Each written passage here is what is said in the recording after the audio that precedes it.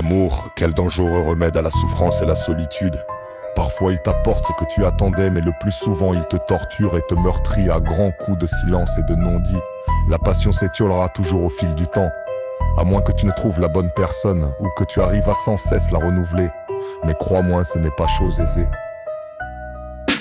Aime, sois aimé, mais garde toujours en tête que la finalité sera peut-être le désarroi, mais que cela t'empêche pas de profiter de chaque seconde avec l'être aimé. On cherche toujours l'amour là où il ne sera pas. Le plus souvent il est sous nos yeux, mais on reste aveugle. Chaque instant à courir nous éloigne un peu plus du but. Pourtant notre cœur nous l'aura toujours. Pourquoi n'est-on jamais logique quand nous tombons amoureux? Pourquoi le cœur a-t-il toujours ces raisons que notre pauvre cerveau embrumé ne peut discerner? Cela nous éviterait parfois cette chute abyssale. Aime, sois aimé, mais n'oublie jamais que la finalité sera peut-être le désarroi, mais que cela ne t'empêche pas de profiter de chaque seconde avec l'être aimé. De son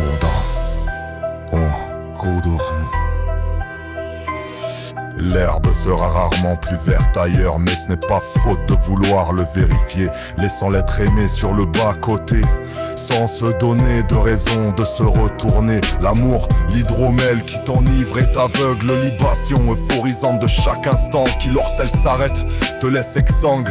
Tel Vlad sans victime à vampiriser. Mais comment vivre sans aimer quelqu'un d'autre?